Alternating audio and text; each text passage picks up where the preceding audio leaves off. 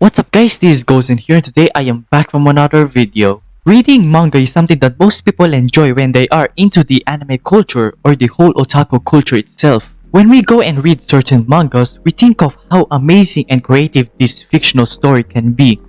Well, that depends on what manga you read, but usually the great manga that exists out there, the main core reason why they were made was because of the talented manga authors, or mangaka as it is called in Japan, have expressed their body into putting these different mangas to a successful piece of fiction.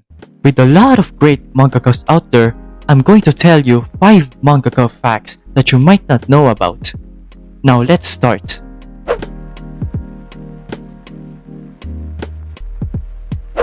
Shinja is a mangaka that is famously known for his work on a hit series called Miss Kobayashi's Dragon Maid that aired in 2017 by Kyoto Animation.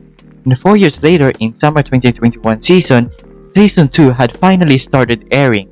But did you know that 3 of his manga series is airing in this same summer season?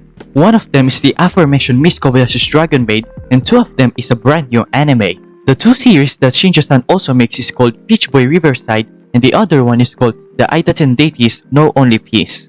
Well, the Idaten anime is technically not Shinja-san's work, but instead he's the artist or the illustrator for that manga, although it still counts though as his work. Peach Boy Riverside is animated by Asahi Production, and the Idaten anime is animated by Mappa Studio, so yeah, that's an amazing accomplishment by the author. That's pretty impressive for an author having 3 anime adaptations and at the same time, so yeah, I hope that all 3 of them will be successful adaptation. Since Miss Kobayashi is already successful and is getting praised by a lot of people, hope that his other 2 mangas are getting the right attention that it deserves for now.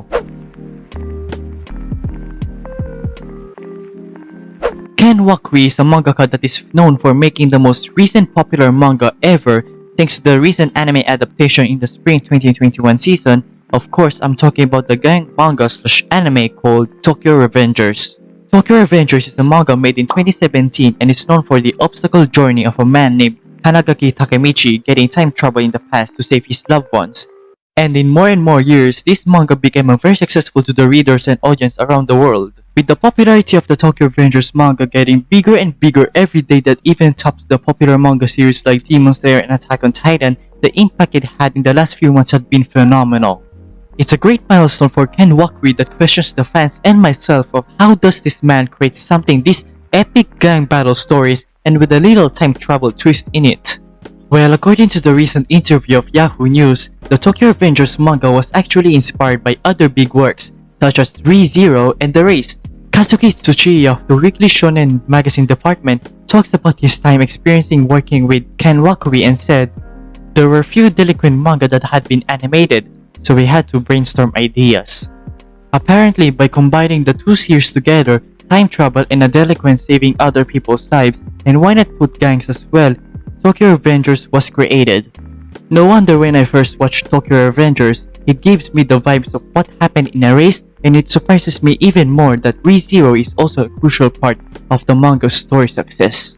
The simple yet fascinating idea of combining the 2 turned into a glorious story that many people loved and appreciated."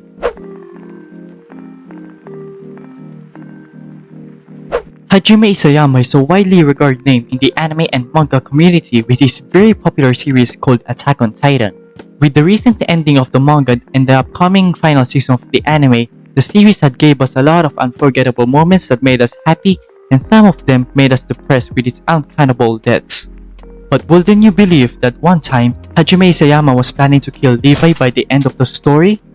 According to one of his editors, he stated that an ending without Levi is an okay option to choose at one point, and Isayama also admitted that he was considering to kill Levi off. But the editor did not think that it would be the right choice because he thinks that Levi's death wouldn't be meaningful to the story's perspective, and thus, Isayama doesn't have a justifiable reason to kill Levi. It's really interesting to hear that Isayama was planning to kill one of the most famous and lovable character in the franchise, and if it did happen in the manga, the reaction of the fans would be quite different that there will be. Thankfully, that didn't happen in the manga, but it's still painful to see Levi in pain at the end. So yeah, that's just what I'm going to say about him.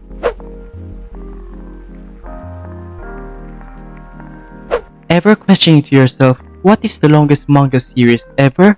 People could say it was One Piece, or it was Detective Conan, or even JoJo's Bizarre Adventure.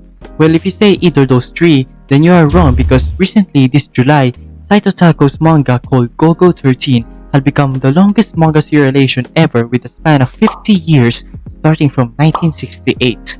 With the recent release of the 201st volume, the manga has been recognized by the Guinness World Record as the longest running manga ever, but although that doesn't mean that Golgo 13 has the most manga volumes published ever. The record still holds to another manga called Dokaben with its 205 volumes. This record could possibly be broken by Saito Sensei if he can still continue doing his manga for a few more years. Considering the manga's condition and its author, it will be a tough one to beat, but there's still hope for that to happen as well. Whatever happens though, it's still very impressive for a mangaka to draw a manga for a very long time, that it defines how very passionate every mangaka out there doing their beloved works, and that includes Saito Takao as well. Congratulations to him and hope that he will have more days to come to continue his manga.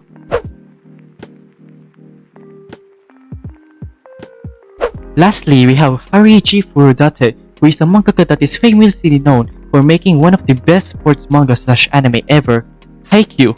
As a Haikyuu fan myself, I have loved Furudate Sensei's skills and talent of making a volleyball manga that made the actual sport very fun to watch.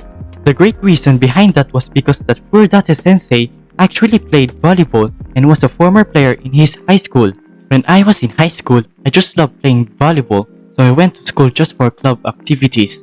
He said in a volleyball magazine, he pretty much valued sport over his academics, which is common for a student like him, and said that he started drawing his manga because he wanted to play or experience volleyball again. Although what makes it difficult for him to continue the series was the rules and play of the sport, that he's worried of the readers that knew nothing about volleyball uninterested to the story. He was also confused of why going through all the trouble drawing volleyball when people can just watch it on TV, as he said on his Twitter. But good thing that it became unexpectedly successful and the fans were very happy that he continues doing his work no matter how confusing it is for him. What a cool fact about Furudate Sensei that made me appreciate him even more of how dedicated he is from his beloved sport. If you haven't read Haikyuu yet, then what are you waiting for? Come and join us seeing some cool looking boys.